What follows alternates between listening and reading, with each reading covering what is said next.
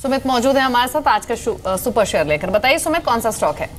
शुक्रिया दीपाली, क्योंकि auto ancillary space के अंदर बाइंग आई तो उसी स्पेस से एक शेयर चुना गया है। मुंजाल ऑटो को चुना है। चुनने की वजह कंपनी के लास्ट क्वार्टर के अगर आप नंबर देखें तो एक अच्छा इजाफा कंपनी के नंबर्स में होता हुआ दिखाई पड़ा। मुनाफा करीब 20% लास्ट क्वार्टर में बढ़ा है वाई बेसिस पर।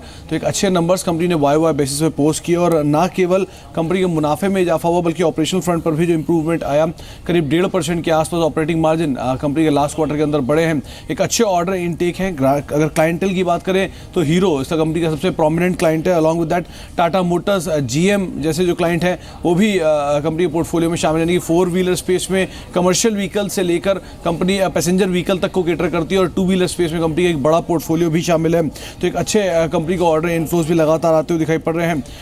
कैश वाइज देखिए तो करीब 7.5 रुपये के आसपास ही कैश ईपीएस है। एक अच्छा डिविडेंड पे ऑफ्स करते आ रही है। एक स्ट्रॉन्ग ब्रांड यहाँ पर है, एसोसिएटेड है कंपनी, यानी कि मुंजाल ग्रुप जो है वो एसोसिएटेड है कंपनी के साथ। FY18 में अनुमानित ईपीएस करीब 9.5 रुपये के आसपास की और 11 के मल्टीपल पे शेयर ट्रेड करा है, जबकि पूरा स्पेस जो है वो 35 के मल्टीपल पे कामकाज करता है। तो अभी भी स्टॉक में 3 गुना यहाँ से जो एक मल्टीपल वाइज जो पोटेंशियल है वो दिखाई पड़ रहा है।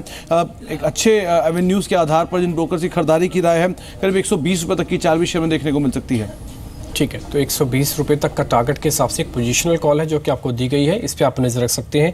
हितेश अग्रवाल हमारे साथ बने हुए हैं, साथ ही हम हेमंत से भी समझ रहे हैं ओवरऑल डेरिवेटिव्स के ट्रेड क्या कह रहे हैं। हितेश, एक चीज़ आपसे और जानना चाहते हैं, सरकारी कंपनीज पे हमको करना क्या चाहिए, क्योंकि सरकार तो बहुत एग्रेसिवली इन पे काम कर रही है। हमारे लिए मुश्किल ये हो रहा है कि समझ में नहीं आ रहा कि विनिवेश वाली कंपनीज जो भी हैं सरकारी लिस्ट में, उनका जब भी विनिवेश होगा वो बेहतर के लिए हो रहा है या फिर बुरे के लिए हो रहा है, क्योंकि कई बार प्राइसिंग उस शेयर को तोड़ देती है, कई बार यही प्राइसिंग और यही एटमॉस्फेयर उस शेयर को चला भी देती है।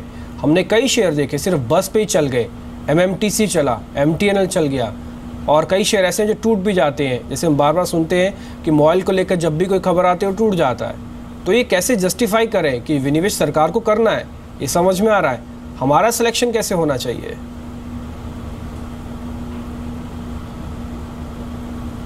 देखिए, जिन जिन कंपनियों में ज़्यादा स्ट्रेटेजिक डिवेस्टमेंट की बात हो रही है, जहाँ पर सरकार की हिस्सेदारी या मैनेजमेंट कंट्रोल थोड़ा काफ़ी कम होते दिख रहा है, और प्राइवेटाइजेशन की बात अगर हम करें वो ज़्यादा कंपनीज ज़्यादा पॉजिटिव रहेंगी। पर क्योंकि पास्ट ट्रैक रिकॉर्ड थोड़ा पैची रहा है PSU कंपनीज़ के ऊपर, खाली डिविडेंड यील्ड की तरफ से ही हमने हमेशा इन कंपनीज़ को देखा है। सो ये तो आने वाला समय बताएगा कि एक्चुअली इनका ऑपरेटिंग परफॉर्मेंस किस हद तक इम्प्रूव हो पाएगा। But at this point of time जिस तरह से कंपनी, क्योंकि government primary divestment point of view से देख रही है, सो जब तक एक अच्छे अमाउंट की डाइवेस्टमेंट नहीं हो जाती तब तक बहुत ज़्यादा चेंज नहीं होगा इनके मैनेजमेंट के अंदर या कंपनी के परफॉर्मेंस के अंदर। So at this point of time हमें सिलेक्टिव ही रहना पड़ेगा। जैसे हम कई बार बात करते हैं, शो पे भी बात करते हैं कि हम एक एग्जाम्पल ले लेते हैं, बैंक्स की ले लेते हैं। आज भी हमारा प्रेफरेंस प्राइवेट बैंक्स की तरफ ही रहता है, ना कि PSU बैंक्स की तरफ। सो ये सब चीज़ें होती हैं कि PSU बैंक की तरफ हमारा एक नेगेटिव, PSU क्षेत्र की तरफ एक नेगेटिव थोड़ा व्यू रहता है। प्राइवेट कंपनीज हमेशा बेटर मैनेज ही रही है। सो आज की तारीख में भी अगर हम रेकमेंड करते हैं तो प्राइवेट क्षेत्र की तरफ ही ज़्यादा रिकमेंडेशन रहता है, ना कि PSU कंपनीज की तरफ। जी, इनफैक्ट हेमंत, ये 2 स्टॉक्स पर आपका व्यू चाहिए। टेलीकॉम स्पेस से आइडिया सेलुलर 2% ऊपर है, ये आज कल कमजोर होकर बंद हुआ था। बस भी है एक बार फिर से कि वोडाफोन के साथ मर्जर को लेकर इस हफ्ते अनाउंसमेंट आ सकता है।